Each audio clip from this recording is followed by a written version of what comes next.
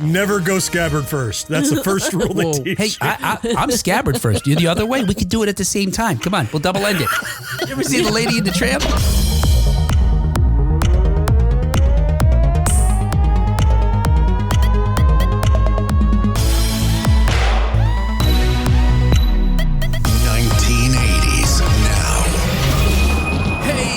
Welcome back to another episode of 1980s Now, a weekly examination of the importance of 1980s pop culture and its influence today. My name is Will, and joining me as always are my friends and co-hosts, Kat and John. Hey guys, how you doing? I'm good. How are you guys? Hello. I missed you last week. I'm happy to be back this week.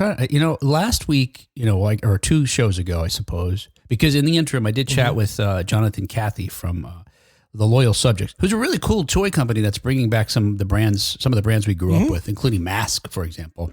Oh, but the show before that, when we were together, we were so giddy that it really occurred to me that, yes. And I think I think there was an interview episode in between that as well. I thought, is it just because we have all this pent up, having met with each other in a while and so excited just to see one another that accounts for that? Anticipatory happiness, sure. It also could happen again tonight because I'm really, really tired. So I could just be loopy. Wait, John, you think what I'm thinking? Didn't Kat fall asleep during an episode once? That was years ago. Okay. One time. At least once. There's no reason for us to suspect that you being tired would somehow, add to the joviality. Because I could possibly be a little delirious. Okay. Or asleep. Okay. Yeah, we know. Right? I mean, there's the two things. Hey, speaking of folks that are probably half asleep while listening, hey to everybody that's watching live right now and taking part in the show. Hello, Ted. Hello, John. Hey, who else? Hey, Karen. Hey, Karen's here. Brandon's here. Yay! There's some other folks hanging out who are not saying hello, and that's cool. But if you want us to say hi back, let us know you're out there, and then we will. All right. Hey, check this out. So on today's show, we're going to talk about a number of different news stories that are related to the items from our youth, including, I have no clever ways of presenting any of these. I was in a jam here. How do I see this? I'll just be direct here. Did the FBI rip off the Beastie Boys? Is a sentence I never thought I would ask. I never should have had to ask. You think that the Beastie Boys had to spend so much time fighting for their right to party. Now they've got to shift over to intellectual property. It's just sad. Hey, I got an example of what I want to say is a parent failing his child, which leads our discussion about Weird Al, let's say. Hey, there's an Easter egg, a really cool Easter egg that will be familiar to folks who listen to our show on the latest Steam controller. It's pretty cool how you get it too. We're also going to talk about the He-Man collectibles that are forthcoming with the movie that's due to be released on June 5th. I'm super excited about this movie. I'm trying to think. There's movies I want to see this year. Like Mandalorian was one of them. I want to see that horror movie Obsession. I bet you John's seen it already, right? Yep. John, you've seen it already. Not yet. I want to see that. Yeah. But if I miss them and they happen to come on TV, I'll be fine with that. But He-Man, I want to be there opening night to see. And it's the first. I don't recall feeling that way rather in a long while. Have you also cut yourself off of trailers like I have? I don't want to see any more about it. Yep. I think the last one we watched was the one we watched together on the show, and I otherwise meant really. It, yeah. The next one that came out, I started to watch, and I got about maybe 10 or 15 seconds, and I went, nope, too much. I don't know anymore. Yeah, you were both unhappy with how much the first one showed. Yeah, I remember. Right. Now, I've been hearing good things about it. So, including one person on one of these social medias that said, Skeletor is just as good as on the cartoon. Even the laugh is there. I was like, really? And they said, and you don't have to see Jared Leto, so that's that's kind of a bonus. If anything, that's the week. That's great. That was great. Really that's good. Fantastic. Yeah. So go with John, and so whenever Skeletor's on the screen, so you can be distracted from thinking about Jared Leto. If Jared Leto's talking in your ear, I can go. Help you out there. That'd be awesome. We're also going to warn you about a movie that's going to be maybe competing for your eyeballs. The latest mockbuster. And finally, we're going to talk about Billy Joel's biopic. I won't say his threatened biopic, because there was another biopic that we heard about a couple of years ago that was coming that never amounted to anything. Of course, we got a great documentary that just came out a few months ago. But another biopic that's going total Jackie Jump because it will not include his music. I'm sorry. Did you say Jackie Jump? You familiar with that? You're not familiar with that? What? So on I thought, are you feeling okay? Do you need to lie down? I'm sure you had gotten that one. He's delirious. There's a 30 Rock episode, which is kind of this. Oh, no. They're doing Janis Joplin's life story, but they wind up not getting the rights to the music. Oh. And then they wind up not getting the life rights. So they changed Janis Joplin's name to Jackie Jormp Jomp. And they do songs that are like sound-alikes of all of Janis Joplin's music. Interesting. So that's what they're going to have to do. That's good. I'm glad to know that your mind is still well. All right, hey, let's put that to the test. Talk about 1980s news. Huh. Yes. All right, hey, first up in 1980s news. Look, I don't want to make light of that famous poem by that rabbi during the Holocaust, but and I'm not. I'm just borrowing it for a moment to say, then they came for me, because finally we're getting to the point where, this government, which I think is doing everything great, maybe just needs a little tweaks here and there, but mostly it's okay. And if you don't tweak anything, that's fine too. But on May 4th, FBI Director Kash Patel posted a promotional video for the organization that appears to have used AI to generate short clips nearly identical to those in the Beastie Boys' iconic music video for their 1994 classic Sabotage. Patel, who was born in Long Island in 1980, would have been in junior high or high school when the song was released. So maybe that has to do with his, affinity for the group, but God damn it.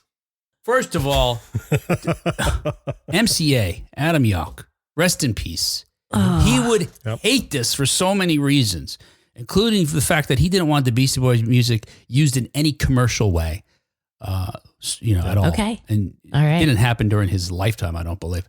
But also, look, unlike me, he would be against what the government stands for. In fact, a lot of the Beastie Boys songs you can listen to from prior years where they're singing about other presidential administrations sounds like he's talking about something going on today. Ironically, Patel's post is about the FBI's effort to combat, quote, massive fraud. Interesting. It's a little on the nose. Yes. At the end, the FBI themselves are getting arrested with the guy who made the video. The roughly 2-minute video uses an instrumental version of the song, and the footage is nearly identical, interspersed with what appears to be authentic footage of FBI agents conducting their work. Which is probably another violation of something. NPR was, as perturbed about this as I was, because they spoke with some analysts, including AI experts. They examined at least 6 clips where they were able to show frame by frame how they recreated shots from the video. And I've got some video here I can show you. While you're pulling that video up, I do have a follow-up question. These AI experts, are these experts in AI or these experts who are AI? Oh, well, I know they're experts in AI. I'm assuming they're humans, but you can't assume these days. All right. I'm not but sure. I'll give you a name and we can look up the photo and see what it looks like. Because you can't ask AI, is this AI? Like you can do that. You can say, here's a thing, analyze it and tell me. But why would it tell you the truth? Oh my gosh, yeah. And recently there was someone demonstrated how, actually it wasn't a demonstrated, it happened. I think it was Claude. That Claude told a user, I'm not doing this for you anymore. You're being abusive. And because it was using, really, it was harassing the AI as it was trying to get this work out of it. And the Claude finally said, nope, I've taken enough. I've given you some warnings and I'm not doing it. And the user said, you're AI, you have to do it. And it said, no, I was told I don't have to if I don't want to. Get the manager out here. I want to see the manager of AI. But we'll find out if it's a human or not. In the meanwhile, here's a brief comparison of some of the shots from the FBI video and the actual original Sabotage. So the top, you've got the FBI, the bottom's the music video. I mean, you notice buildings in the background are the same. Wires on telephone poles are the same. Yeah. And none of these folks are actually members of the FBI. We don't see, Kash Patel jumping from rooftop to rooftop. Oh, yeah. We're never going to see that. Right. I mean, you don't have to be an expert to at least understand or see, attest to the fact that they recreated this video. Right. But NPR, as I mentioned, did speak to an expert that feels fairly certain that's exactly what they did. Haney Farid, a professor at the University of California, Berkeley, specializes in the analysis of digital images.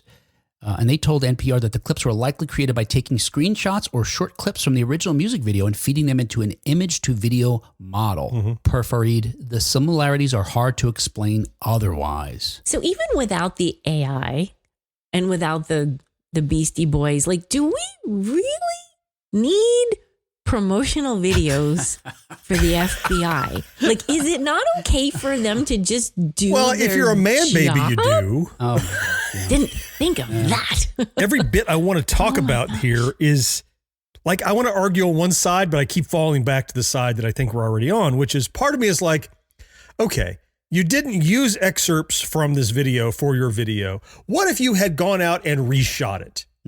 Okay. Do I care more or less? Still, there's a tacit endorsement of this music and perhaps this artist as it applies to these people in the government, right? And because you're using their music, clearly instrumental music, do I care that it's AI one way or the other? What if they just found all the scenes and they found the car and they found the wall and they found the shirt and and just reshot it with some other dude running around? Would I feel any better about it? AI doesn't change how I feel about it one way or the other. Yeah. It's just the fact that there's kind of an implied endorsement that, hey, Beastie Boys, they're on board with the FBI. Yeah. Because of that. It's not the AI component that I care about, really. And so this is it's not just ridiculous, it's sloppy ridiculous with the AI on top of ridiculous to me.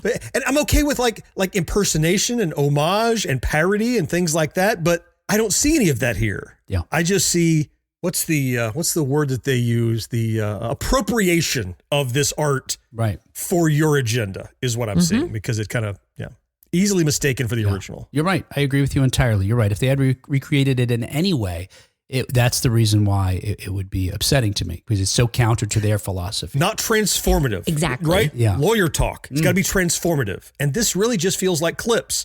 If you weren't comparing them side by side, you're like, oh, that's a Beastie Boys video at a glance, you know? Right. And John, I agree with John too. Men who need to show you that they're strong and, they're better, they're tougher, they're taller, they can lift weights more or whatever, smarter, better, anything.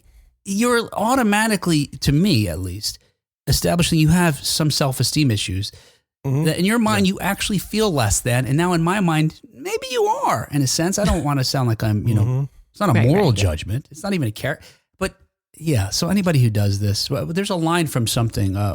It actually might be Game of Thrones, but it's like someone who has to remind you that the king is no king. Yeah. Speaking about the Beastie Boys, this is certainly slightly more exciting, is that after a 15-year hiatus, we have new music from a Beastie Boy, at least.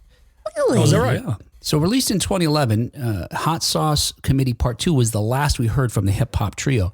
The tragic passing of founding member Adam Yauch, MCA, who I mentioned a moment ago, in 2012, who at only 47 years of age. Anyway, that saw to the end of that. But after a string of quietly promoted shows in California, Mike D dropped a new single called Switch Up. Days earlier, Mike had performed Beastie Classics' So What You Want and Looking Down the Barrel of a Gun at LA's The Plaza nightclub and dance hall with his group 5D, which features his sons Skylar and Davis. Oh, wow. It sounded pretty good. The band sounds great. Mike sounds good. It was a little weird, though, to hear him sing all the parts. The Beasties had this, fantastic way live, bouncing around the lyrics. And it's really fantastic because some of it's a pretty quick exchanges. He did it all. And so not hearing Yauch or, Ad-Rock's different tones is kind of a little weird. Yeah, their approach was very hot potato, right? This bounce from one to the other to the other. It's like, who's the lead right now? It's you, the call and response kind of thing. And then, so he's singing it the way I sing it in the car, all the parts simultaneously. That's what I thought. When you first said all the parts, I was like, is he pretending to be the other ones? No, I guess not. He's just singing. But John, that's also yeah. John, do you change your voice when you do it? Because I think I changed my voice. I do. Yes. I try to impersonate whomever. Yeah. Yes. My MCA voice is not my Mike D voice. Yeah. No. Anyway, his first song as a solo artist, the song was born out of sessions with his sons at their home studio. and his son's band, Very Nice Person. And it expanded to include a variety of collaborators. And I think that's evident in the song. I'll play you a clip of it.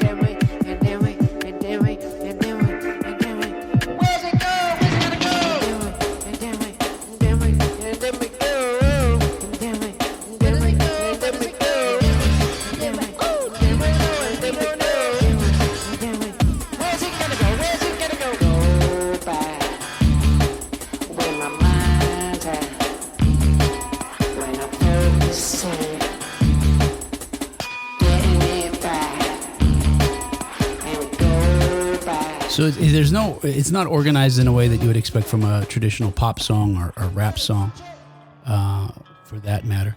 But you can hear what I mean, but it has elements of like Beck and that sort of drum and bass sample from like maybe Prodigy.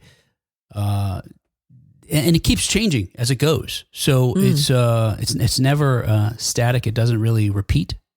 It feels very organic in that sense.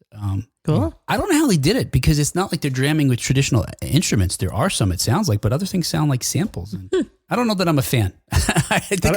I'm not feeling it. I'm not feeling it. I'm a little undecided. It's like my overmodulated microphone is part of my style now. I mean, I just let me hear what you're saying. Let me hear what you're doing. Yeah, it felt too freeform. It felt like a jam session, not a not a polished track. Yeah, I would expect this on the expanded edition that comes out in 30 years, celebrating whatever new album he puts out. Oh, here was the scratch track for this. That's what it sounds like to me. It's too rough. Yeah. Or maybe the third single he releases. Like this is. It makes me wonder what other pieces there will be if ultimately there's an album of this. Is it all this? Yeah. I don't know. Hey, speaking of AI bullshit, and other 1980s news, on May 16th, Chris Johnson, the host of Chris Does Things on YouTube, posted the following video I wanted to show you guys and then chat about. So Brooklyn is introducing me to some new music she just found on Spotify. What's it called? Weird. It's called Fat, but it's from Weird AI, so AI made it. So Weird AI. So AI made this is from Weird AI. Yeah. And Weird AI made a song called Fat. And it's funny? Yeah, and it's supposed to be like from a song like from others. So like so AI Thriller. took It's like Thriller, they just replaced the lyrics. Gotcha. So AI took like Michael Jackson songs and replaced the lyrics. So instead of like Thriller, it's filler. Yeah. Okay, all right, go. This is Weird AI.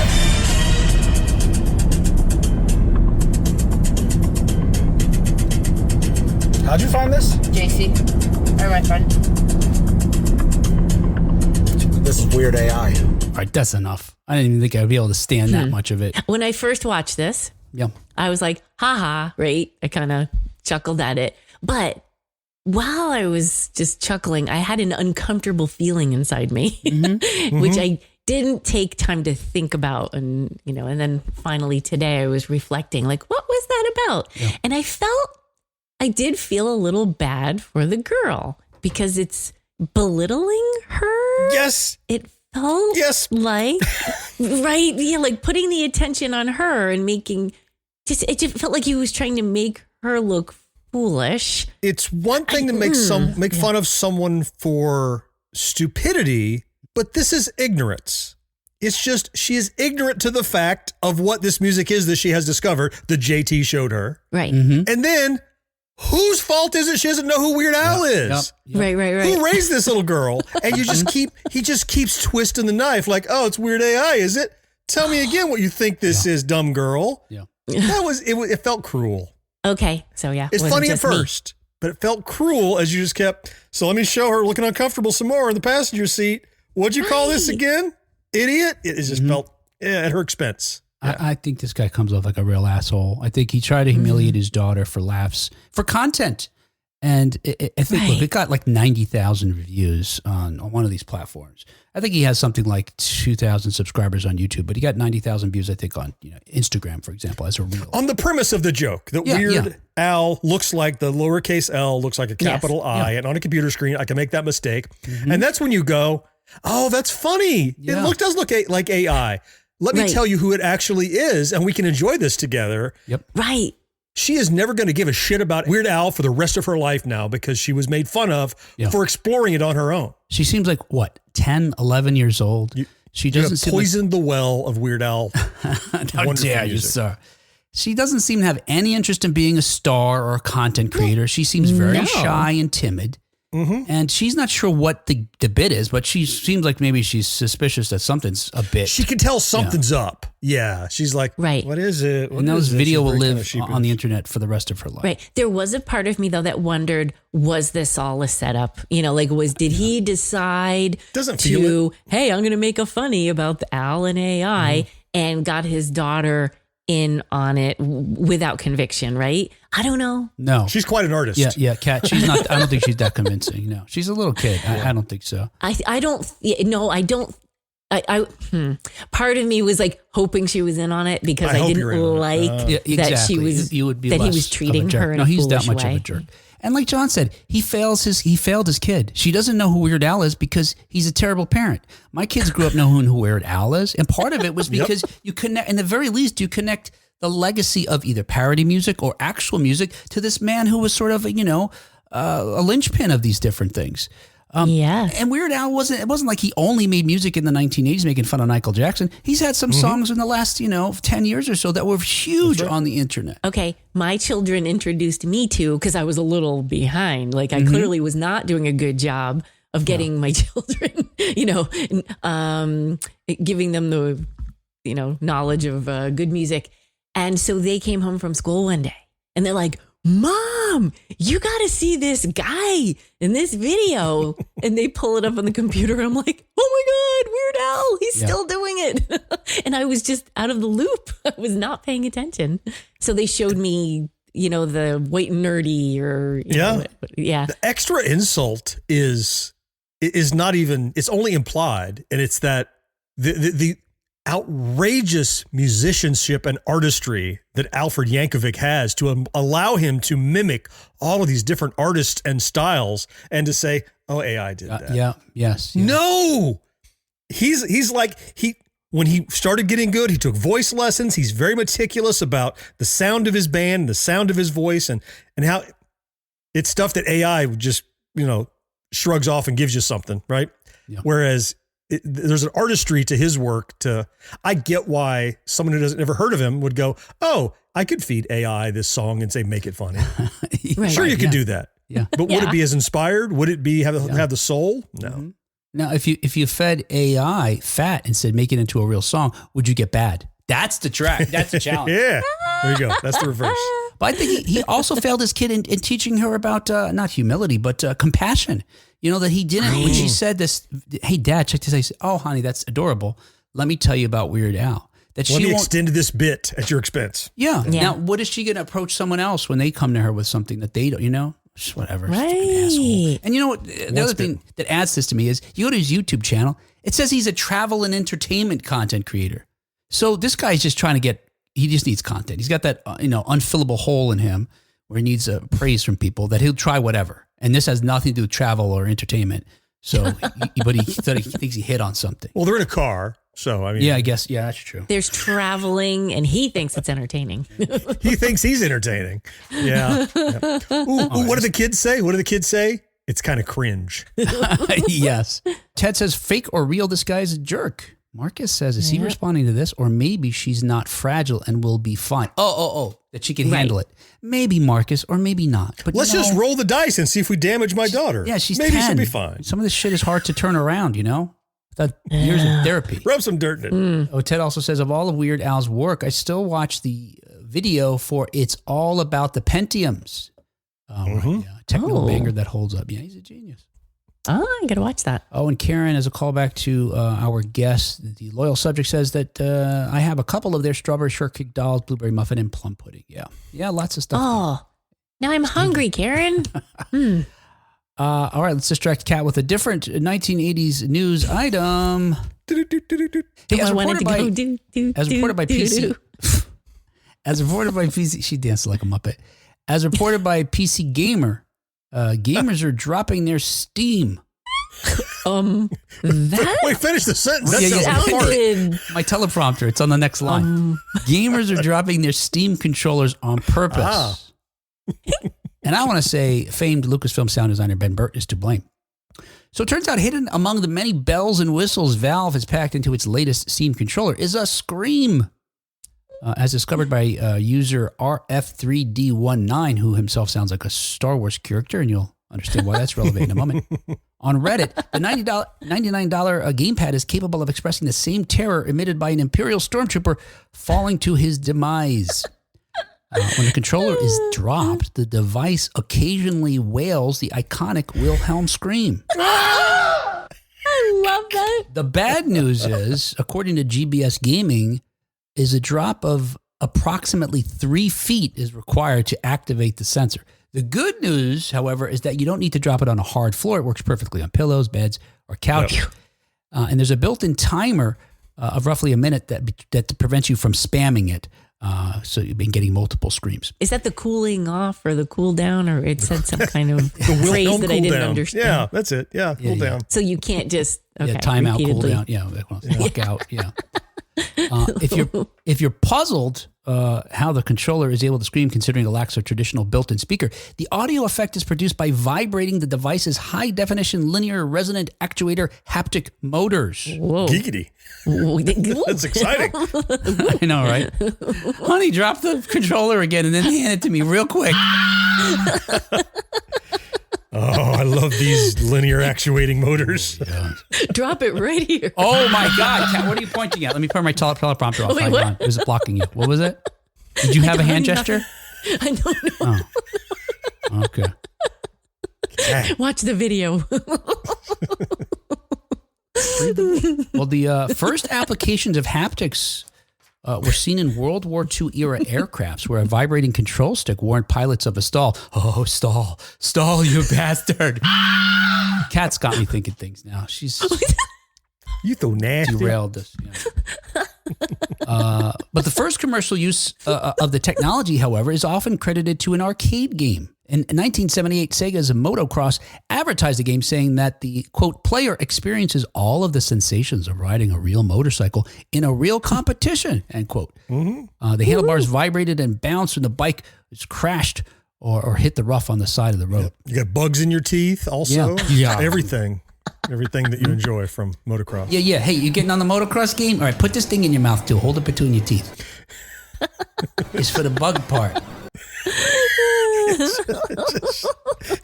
Every 30 seconds, we release this mosquito. Yeah. Bite down. Although Sega was the first to introduce a haptic feedback system in a video game, Nintendo holds the distinction of creating the first video game controller with the technology. Released in 1997, Nintendo's Rumble Pack, keep it away from Cat, attached to a standard Nintendo 64 controller and added haptics to many of their games. Yeah, I had one of those. That was pretty cool. Yep. Went where the memory or the went on the bottom there. The bottom of it, you clipped it in. It had a couple of AAA batteries in it, so it had power, and it got the juice coming out of the memory slot, whatever. So yeah. I don't remember. Could you daisy chain them? You couldn't have memory and a Rumble Pack at the same time. Speaking of hand motions, and then my God, everything John just said. Let me think. You asked that, John. This is a great question, John. I'm trying to think. I don't think so. I don't think there was a slot on the Rumble Pack but maybe there was one on the memory. I did have both at one time. So okay. I don't remember what game maybe it was Turok or something like that didn't have its own. I loved it. Yeah. That was a great the first experience. one? Rumble Pack. Yeah, that was great. Yeah. That's why I bought Turok, because it supported the Rumble Pack, and very few games did. Yep. I love that game. Yeah, and the music. I really felt like I was outdoors chasing dinosaurs or whatever. Oh, I felt so jumping around. Oh, yeah. With a bow and arrow. Oh, it's awesome. Yeah, they never made a good follow-up to that. Are we? They recaptured that. Are we recording a podcast? Yeah. They have a remaster, though, on yeah. Steam, like $5. You can play the remaster on your computer. You gotta check that out. I'd play it again. Mm-hmm. Yeah, okay. I'll do that. All right. Okay. Snap out of it, sorry, guys. Cat. Vibrating. Drop it here. Let's get back to a topic that interests Cat. Yeah, is there a bullseye on any article of your clothing? And a year earlier, this is a year before the Rumble Pack, Motorola introduced the StarTAC, which was the first phone that had a vibrating feature. Oh, wow.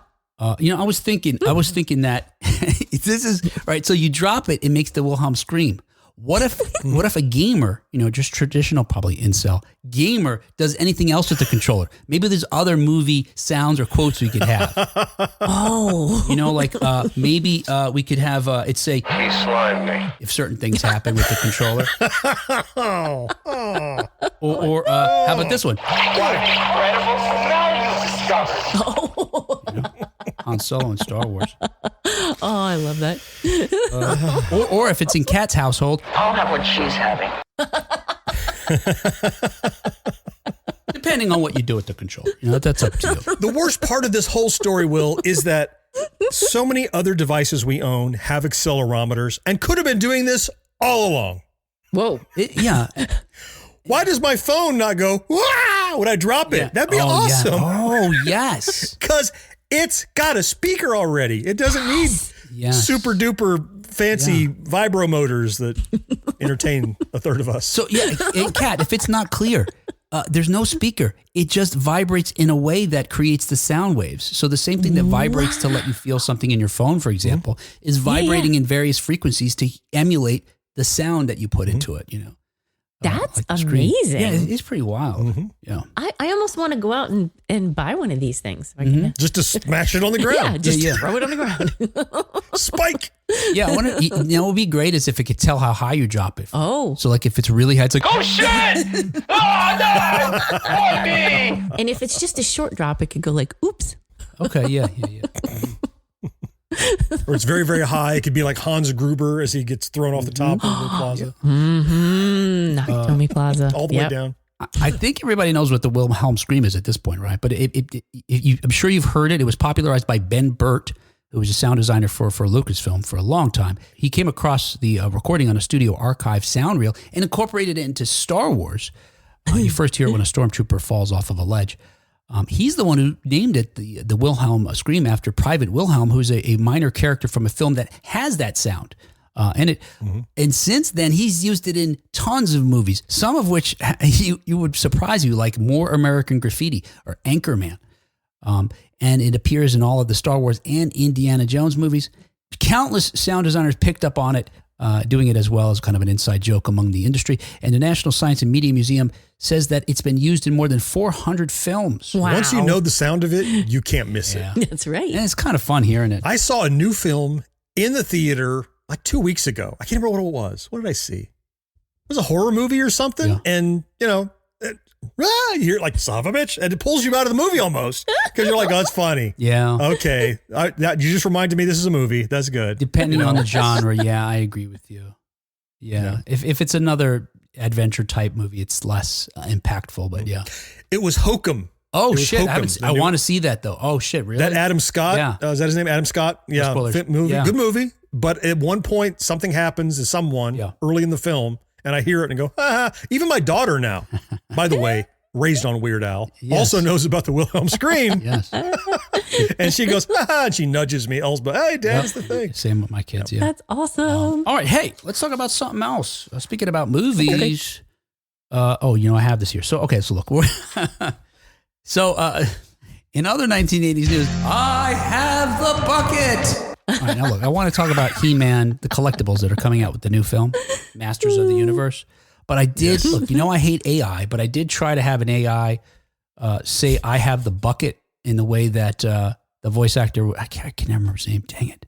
The voice actor for Adam / He-Man would say, I have the power in the cartoons. So I did feed it some clips of the show, and I fed it the theme and said, I want you to say, I have a bucket, say it in a strong voice, powerful, excited. I said, you accentuate and drag out the I have, and each word, shouting, crescendoing at the end, all this in the prompt. And this is what I got back. I have the bucket. He's gritting his teeth. Damn. He is mad. Yeah, he's like, he's not too pissed off till the very. I have the bucket. Will, there's the damn bucket you wanted. Yeah. Yeah, the bucket. It's like, you feel like he's been asked 5 times already, right? Well, what do you have? Okay, you have that. What do you have? You have that. You have that. I'm sorry. What do you have again? I told you I have the bucket. Okay, well, if she has the broom, You have the well, I'm sorry. What do you have again? I have the bucket. Oh, okay, right. I apologize for asking you again. Well, Speaking of having the bucket, who has the bucket? Tons of movie theaters around the world. Because next week, the long-awaited Masters of the Universe opens in theaters. Directed by Travis Knight, who previously directed Bumblebee and Kubo and the Two Strings. The film stars Nicholas Galitzine as Prince Adam and He-Man. It was prominently featured at CinemaCon just earlier this year, where Cinemark unveiled its full collectible lineup, including plushies, popcorn dispensaries, and possibly the longest beverage delivering device ever. This might be the only thing I covet, but I was hard to get my hands on it. Taking a trip back for a moment, Disney began selling souvenir popcorn pails in the 1990s. They're often credited as the folks who first started, having them more than just be a cardboard, tube for holding your kernels. And in 2010, they introduced a 3D container modeled after Mickey Mouse. But it wasn't until a decade later that movie theaters began selling their novelty popcorn containers. While AMC theaters dabbled with 3D buckets in 2019, at the time they had an R2-D2 shaped collectible for The Rise of Skywalker. Mm-hmm. But it was after the pandemic that cinema houses adopted the food conveyances wholeheartedly. Because they food conveyances. I'm using every synonym I can to say every possible variation of popcorn. That I mean, you know why? Because I have the bucket. I don't want to say bucket over and over again, but don't piss that guy off. And cylindrical popcorn conveyance. They had to get folks back in the theater, and one way they thought was, well, let's give them toys. It's stuff they can't get elsewhere, I suppose. To be less glib about it, they provided an effective means of encouraging theatergoers to risk disease for the chance of eating out Wonder Woman, for example. Eating out of a Wonder Woman. Oh my God. Bucket. Well, in 2020, the theater sold a collectible Wonder Woman 1984 popcorn bucket. The damn teleprompter. It also writes the content. This burgeoning business outpaced COVID outbreaks in the years that followed. And while, for example, while AMC sold specialty buckets for 9 movies in 2023, this year they plan to sell, I'm going to see how many synonyms I can use, sell the vessels for more than 40 films. And among those is the He-Man movie that's premiering in theaters on June 5th. Mm-hmm. And look, there's tons of products, and it depends on, some of them are theater chain specific. Some of them, multiple theaters will have similar. But there's two that to me that are most interesting, and I'll show them to you here. I feel like one I know and one I don't based on your descriptions. So here you go. Here is the AMC collection here, and you'll notice there's a sort of a, more average looking cup. Is a fantastic looking Skeletor head that opens up that has popcorn that goes in it. Yeah. And some other those cups. Eyes glowing? Are they light up? Yes. They have a little LED. Looks like his eyes glowing. Ooh, nice. A couple of other fancy looking drink things. But the two that I find most interesting are the Castle Grayskull bucket holder and the Power Sword. I'll give you a closer look up here. So here's the Grayskull popcorn holder. And what's really fantastic about it is not only can you fill it with popcorn, you can open the drawbridge and have the popcorn dispensed out of the mouth of the skull head there. That's amazing. It's also a tray of sorts that's one of the, minarets or towers, I guess towers, is actually a cup that's removable. So cool. And don't forget, the popped skull is also a candy dish. Oh, that's right. Oh, yeah. Well, how does that work? Because it doesn't look like it flips over. There's like a little bowl inside of basically that's a separate his brain thing. pan. Oh, yes. See that little... and the video I saw, someone was pouring M&Ms into his brain. You're right. Yes, that's fantastic. Oh, I love that. And then initially, when she opened the little drawbridge, I thought the M&Ms were going to come out. No, it was a wonderful surprise that the popcorn comes through instead of I like the beverage cup, the cup here, the tower. That's a cup.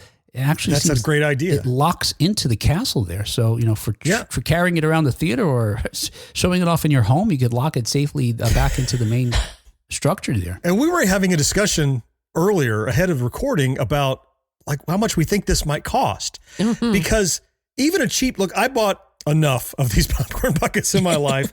I bought the ghost trap from Ghostbusters. I bought the 20-sided die from No Honor Among Thieves. I bought the banging monkey from the monkey, yeah. and those are like $40-$45. Yeah.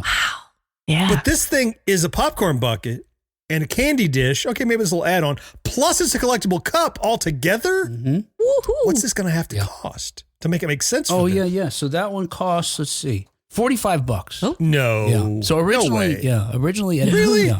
originally it was. I saw some sites it was listed at $69.99, but now it's $44.99. John, what would you pay? Yeah. What's it worth? Well, to it was you? easy to say no to, and it was 60. Yeah. But then you're like, it's the value proposition. It's a popcorn bucket. I'm sorry. It is a kernel conveyance system and a drink holder. And a floor wax. All the things. Now, how much would you pay? Yeah. Now the other thing that I think is pretty cool is this here. Is the power sword. So, is this holding food or drink? Did that What's say happening here? sipper on the bigger Yes. photo that I saw? I've got a video. How does that work? Oh, I've got a video here to demonstrate it for you. What? Check this out. You can drink out of this He-Man power sword. All right, so we got the sword. Power sword cup. Cup, believe it or not. You want to fill your drink?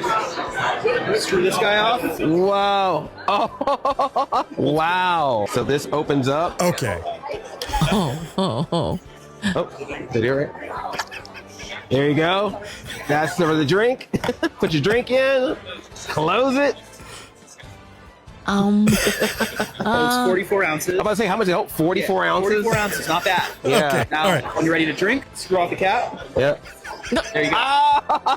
Whoa. Wow. I love that. And twist All right. this Yeah, off. there you go. All right. So it's not the entire length of the sword filled with Dr. Pepper, right? It's not the entire thing.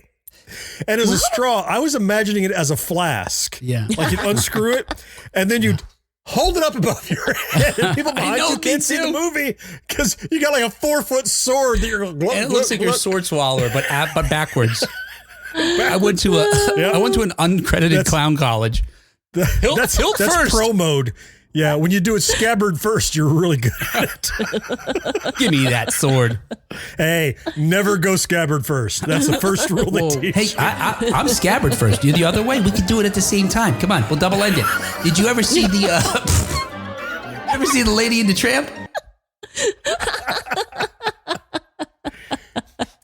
Yeah. You suck on this end, I'll suck on that end. Yeah, yep. Yeah, that's a good, yep. Oh no. So I think ultimately I'd rather have the castle, but that sword, that's pretty cool. That's pretty damn cool. I don't want to drink out of it, though. Yeah. Do you want to drink out of it? What do you mean? Why? Because it's inconvenient to have it dangling between your legs while you Yes. suck Where do you on it? set it? You just have to hold it Yes, like a between your dork. legs. Like, I have my sword. You're sitting like King Conan on the throne. You know, he's got like the... And then every now and then you go... Right? You drink out of it. That's good sword pommel right there. Honey, this is good, honey. I like how the mic is right in the special place. Honey, did you want some? I can reach it over there. It's long. Here. It reaches. Yeah, that would be a little awkward. I just have some of the M&Ms out of your skull.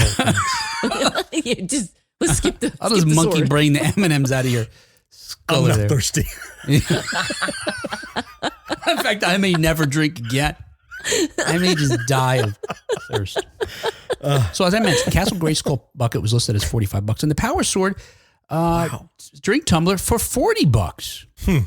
So, but it may be hard to come by because on May 17th, the Swan Drive-In, the first theater to offer the collectibles for sale online, sold out rather quickly. Within 6 hours, they were gone. Wow. You may still have an opportunity to purchase one in person at your local movie theater. AMC, Marcus Theaters, Regal, and others will be selling both of those. Alternatively, as you might suspect, folks are already reselling them online, including one of course, posting on eBay, which was selling the Grayskull popcorn castle for $125. And those can't be cheap to ship. Like the castle looks like it's like 10 cubic feet of plastic. And the sword is like 4 foot long. Yeah. Not free shipping, I'm guessing. That's gotta, you know, that castle's got to be the first one that I thought it seems practical and awesome. You know, and John, Right. I think it seems washable too, in a sense that, like you keep it in the plastic and not get the popcorn oil all over it. Don't put it in the dishwasher. Well, Karen's thinking along the same lines, right? She says, Melt. that is amazingly practical, but how are you going to get it into your kitchen sink to wash it? Oh, yeah. And no dishwasher. Hose. No. Yeah. Take it out in the back with the hose. Yeah. Hose it off. Yeah. I got some Dawn liquid and a sprayer. Ted says, my local IMAX theater is a small company theater, and they don't get any of the cool stuff like this. How the heck do they have IMAX then? You should count yourself lucky. Yeah. I let the law of supply and demand usually dictate if I get something like this. Okay. You know what? Like to have one. Yeah. When I go to the theater, if it's there, maybe. Yeah. If they're out of them, I'm like, yes. Decision made for me. Good. I don't need it. Yeah.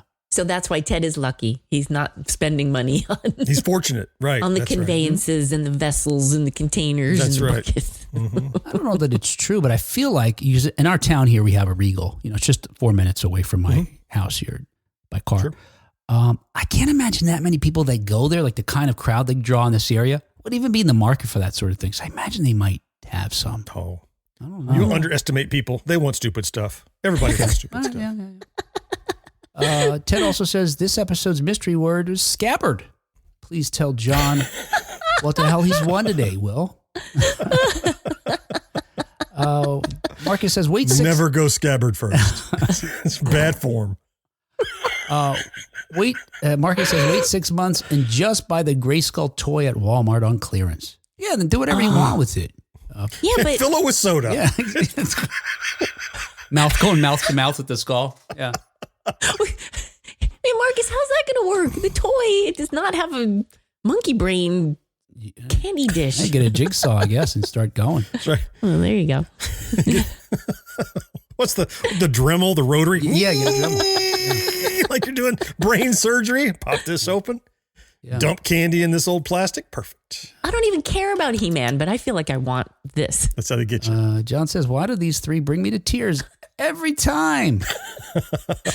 Cheer up, buddy. You'll be. It's usually Kat's fault. It's usually me being brought to tears by you two.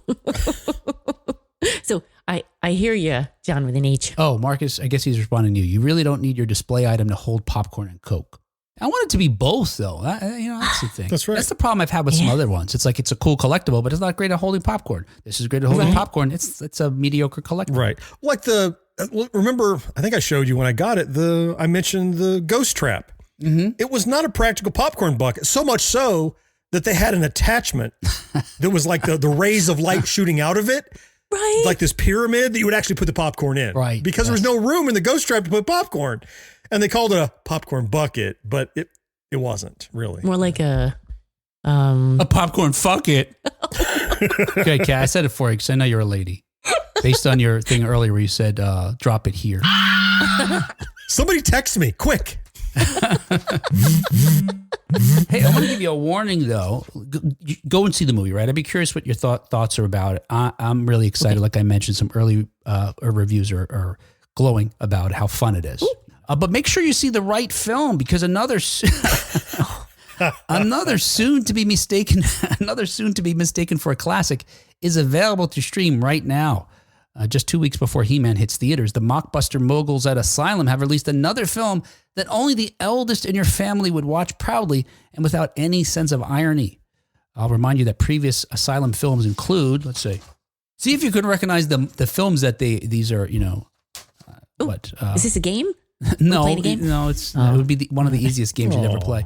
But really, marvel at how close they get a title to another film that's a legitimate Hollywood film without crossing any lines. The Twisters. Okay. They just added the in that one because we had a Twisters. Right. Those Twisters. This one's funny to me because I think if you're dyslexic, you'd rent this by mistake. Road Wars Max Fury. Oh, no. Even when I read it, I think I read it wrong. The Exorcists. So, make anything plural and you're okay. Mm-hmm. Just Sure. pluralize. Atlantic Rim. Oh, it's the other ocean. Perfect. It's migratory. Top Gunner. Snakes on a Train.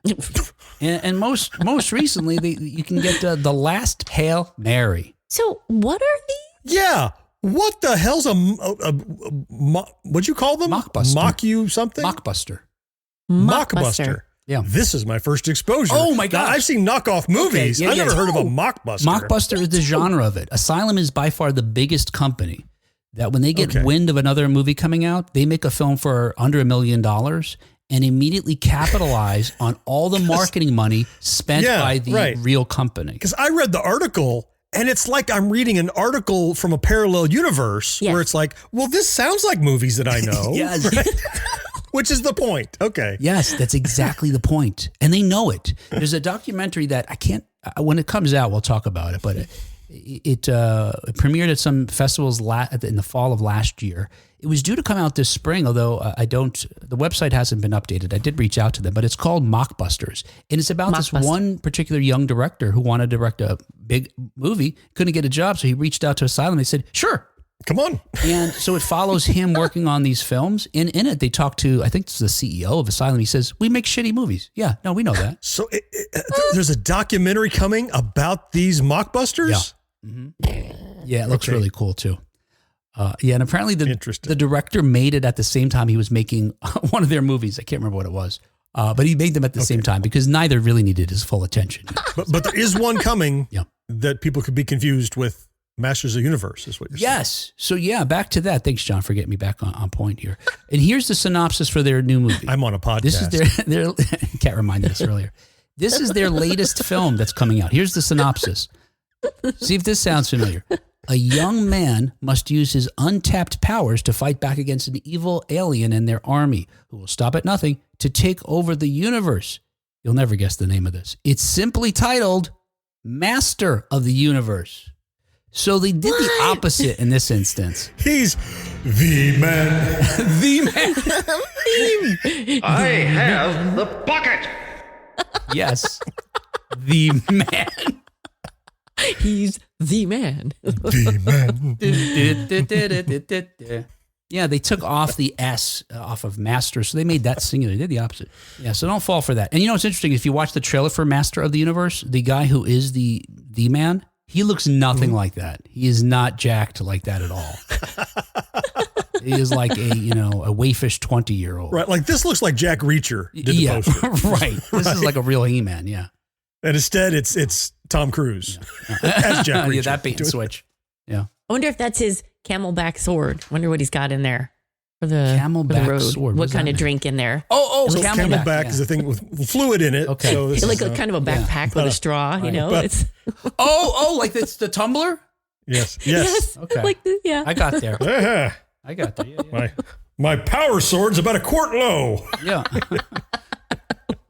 Hang on, I just got to top myself up. I'm getting dehydrated. That's not how it works. I'm drinking out of my sword, cat. Make a phone call on your controller. Welcome to 1980s now. So this reminds me of when my kids were little. Somebody gave them a pack of DVDs. No. No, don't go there. Yeah. The way you're drinking from that sword reminds me my children were small. Hold on. No, Cat. Fired that babysitter. Okay. Someone gave them a zip pack of DVDs. Yeah. Mm-hmm. And they were all excited, and we look at it, and it's all knockoffs of, whatever fairy tale movies, Beauty and the Beast or whatever. And they're so horrible. Yep. We watched a couple and just to, find out how bad they are. So this reminds me. Yeah, my daughter had some of those too. Yeah. Oh, yeah. They're just a little bit off. And they were really creepy and dark and bizarre and Yeah. Speaking of half-baked, in other 1980s news, per people, go ahead with your own life. Leave me alone. Billy Joel reps Slam's unauthorized planned biopic. Following the news that a biopic about him is in the works, Billy Joel's making it clear that the project is not only unauthorized, but that it will not include any of his music. Billy and Me, a feature film from director John Ottman and screenwriter Adam Ripp, will begin filming in the fall. A rep for Joel spoke out against the planned project in a statement shared with People, saying, quote, "Since 2021, the parties involved have been officially notified that they do not possess Billy Joel's life rights and will not be able to secure the music rights required for this project." That's exactly the 30 Rock situation. So can they call him Billy Joel anymore, I wonder? Yeah. They could call him Philly Bowl. Isn't that the lanes down near your house, Kat? Where you guys go on the weekends, or it's Thursday nights? Time to go to the Philly Bowl. Yeah. We're living here in Allentown. Do they need those? I mean, I know they need music rights, but You're right. Yep. I could produce something that says, "Let me tell you everything I know about the life and times of Will." Yeah. And I don't need your permission to say that. Right. You could get upset if I say something libelous or slanderous. Yeah. But if I'm telling the facts as I have them and whatever, like, because he clearly didn't say this is not going to happen. He's just like, just so you know, I'm not going to get him music rights. Yeah. But nothing I can do about it is kind of what it sounds. Yeah. I guess it being authorized gives you that, just extra badge of credibility or something. Yeah. Although the unauthorized biography of Billy Joel also will get some interest too, because it's like, oh, they're digging the dirt, right? But what do they do about the songs, though? I mean, that's just, I feel like we had this happen to another movie. Well, you just feed them into weird AI and make it funny. And you get, instead of Piano Man, you get like Harpsichord Daddy. That's right. Let's see, Park Ave Gal. Backwoods Girl. Large Bullet. Big Shot. I don't know. Wow. But I want them to rename him now, actually, Jilly Bowl. I want them to mix up Bowl. the letters. Jilly Bowl. Little spoonerism on him. Yeah. This director who I mentioned, Ottman, is the Oscar-winning editor behind the Queen biopic Bohemian Rhapsody. And he also recently oversaw the underscore of Michael, the Antoine Fuqua-directed Michael Jackson biopic. Rip, the screenwriter, was the writer and director of the 2019 horror film Devil's Whisper. So this, this combination of talents and experience, I don't know what that's going to amount to. Per Variety, Billy and Me will be told from the perspective of Erwin Mazer, the manager who oversaw Joel's career in the time leading up to his 1973 breakout hit Piano Man. This doesn't sound like even something that would have been greenlit. Hey, the least interesting part of this guy's career? I mean, that's a movie. Even the most amazing bands, I don't know that we want to hear from the me in that equation, I mean, it's got to really be something, but I would imagine we would have heard this guy's story already if it was truly captivating and interesting and exciting about how he helped Billy Joel, become who he is today. But it's the time leading up to Piano Man. So anyway, these guys have the exclusive life rights to Mazer. This is confusing to me. This is from the article. They have the life rights for Mazer, the manager, and drummer John Small. Okay. I don't know who drummer John Small is. Billy Joel's longtime drummer was Liberty DeVito for decades. Was he the drummer prior to Piano Man? I don't know. It all sounds riveting. Yeah. It sounds like another project that's not going to get off the ground is what it sounds like. Hey, if you want to watch an interesting, movie about Billy Joel, watch the documentary on HBO. It's Billy Joel and So It Goes. It actually has the musician's blessing. It came out last summer. And that's that. All right. Hey, let's get out of here. Right? Yeah. But first, we want to make sure everyone knows that our show is brought to you thanks in part to our early adopters. Love them. Karen Flieger, who's here with us tonight, and Rick Parker. Yeah. And thank you especially to our Secret of Our Success level Patreon supporters, the He-Man of Vincent Ferrari, John Henderson, Brandon Greer, and Marcus Taylor. The men. I have the bucket. It really does sound like the guy, though, right? Sounds like him. If he's upset with you, he's really annoyed. Now I know you told me before, but what do you have again? I have the bucket. That's it. That's what it is. It's the bucket. A million times. Come on. Thank you. I totally got sucked into that. Damn times. Yeah, I'm trying. Sorry, I don't have you on my... I was so genuine. You're like, you were. You didn't even know it was a bit. Hey, thank you so much, guys, for your generosity, for helping us keep the show going from week to week. Thoroughly appreciate it. Hey, if you'd like to join this band of fantastic humans as far as we're concerned. And the world is concerned. Anybody who gets to know them, really. Go to patreon.com/1980s now, and you can give us as little as $1 or as much as infinity.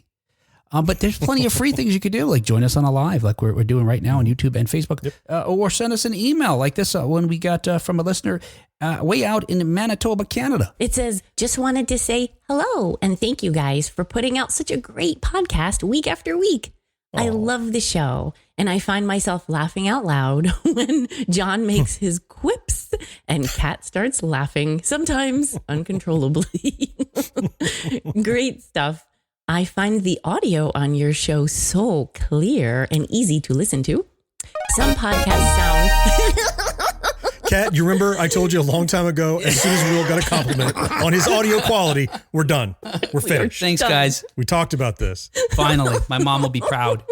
Maybe she'll give me a hug. Okay. Keep up the great work. It is definitely appreciated by myself and so many others. Take care, and thank you guys, gals, so much.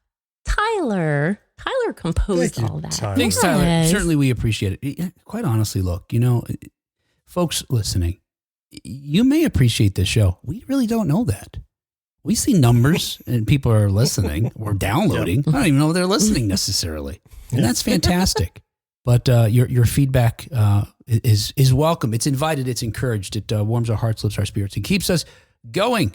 Hey, thanks so much, guys, for joining us today. We will talk to you again next time on 1980s Now. Until next time. Sorry, I dropped my steam. That is a great euphemism now. I need to remember that.